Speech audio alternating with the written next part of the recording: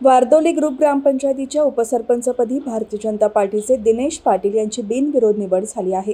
त्याबद्दल भाजपचे पनवेल तालुका अध्यक्ष अरुणशेठ भगत यांनी दिनेश पाटील यांचे पुष्पगुच्छ देऊन अभिनंदन केले, तसेच पुढील वाटचालीकरिता शुभेच्छा दिल्या। पनवेल तालुक्यातील वारदोली ग्रुप ग्रामपंचायतीच्या उपसरपंच पदाची निवडणूक मंगळवारी झाली।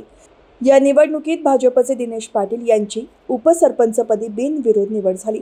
निवड जाहीर होताच त्यांच्या समर्थकांनी जल्लोष साजरा केला। यावेळी भाजपचे तालुका सरचिटणीस राजेंद्र पाटील, भूपेंद्र पाटील, वारदोली ग्रामपंचायतीचे सरपंच राम पादू भवर, शिवकर ग्रामपंचायतीचे सरपंच आनंद ढवळे, हेमंत रघुनाथ तांडेल, जानवी जितेंद्र बातारे, अर्पित अनंता पवार, सविता संतोष पाटील यांच्यासह पदाधिकारी आणि कार्यकर्ते उपस्थित होते।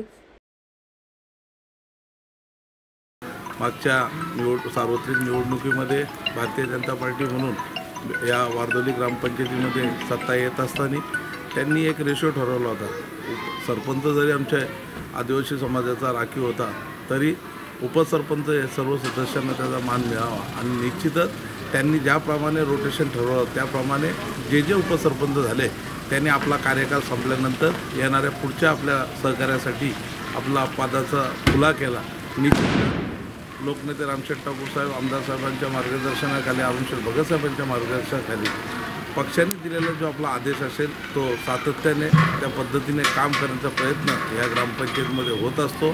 त्याच पद्धतीने त्यांनी ज्या ठरवला का उपसरपंच पदाचा कार्यकाल आहे, आपला कार्यकाल पूर्ण झाल्यानंतर आपल्या सहकार्याला संधी मिळावी यासाठी जो त्यांनी स्तुत्याचा उपक्रम राबवला आहे, मी त्यांचं आणि ग्रामस्थ मंडळ सर्व प्रमुख कार्यकर्त्यांचं यांचा आभार मानतो।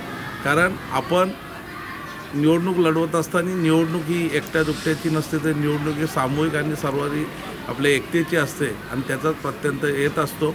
मात्र निवडणूक झाल्यानंतर, निवडून आल्यानंतर प्रत्येकाच्या डोक्यामध्ये जी एक हवा जाते का मी म्हणून निवडून आलो किंवा माझ्यामुळे हे झालं, तर नव्हे आपल्या सर्वांमुळं आणि आपल्या एकजुटीमुळं झालं, आपल्या नेतृत्वामुळं झालं। आणि निश्चितच दिनेश पाटील अतिशय होतकरू असा आमचा युवा सहकारी आहे।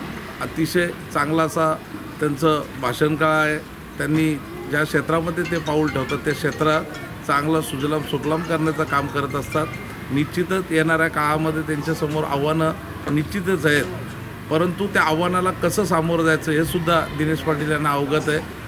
आमदार साहेब आणि अरुणशेठ भगत साहेबांच्या नेतृत्वाखाली सातत्याने या वारदोली ग्रामपंचायतीमध्ये बेलवली असेल, वारदोली असेल, आदिवासी पट्टा असेल, याचा विकास कसा करावा यासाठी त्यांचं ध्येय असेल।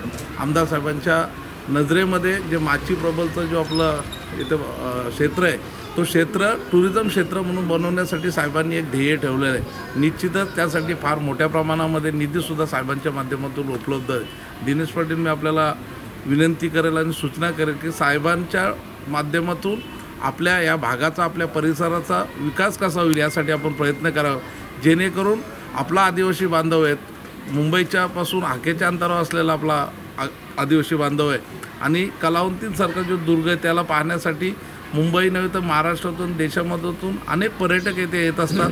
पावसाळ्यामध्ये चांगलं पर्यटन होत असतं आणि साहेबांनी जेव्हा एखादी गोष्ट मनामध्ये घेतली त्या भागाचा विकास, त्याला जो परिस्पर्श आहे, साहेबांचा परिस्पर्श आणि अरुणशेठ भगत साहेबांचं मार्गदर्शन याच्या जोरावर येणारी आपली जी संधी आहे, या 5 वर्षाची जी आपली बॉडी आहे त्याच्यामध्ये आपण आता जे उपसरपंच होतात, आपण सर्वजण ज्या गुण्यागोविंदाने काम करता अशाच प्रकारचं चांगलं काम करावं। सर्व ग्रामस्थांना, सर्व प्रमुख कार्यकर्त्यांना एकत्रित घेऊन चांगलं काम आपल्या माध्यमातून उभं राहावं, जेणेकरून एक चांगली ग्रामपंचायतीचा जर उपसरपंच शिक्षित झाल्यानंतर कशा प्रकारचं काम आहे हे आपण दाखवून द्याल अशी मी आपल्याकडून अपेक्षा व्यक्त करतो।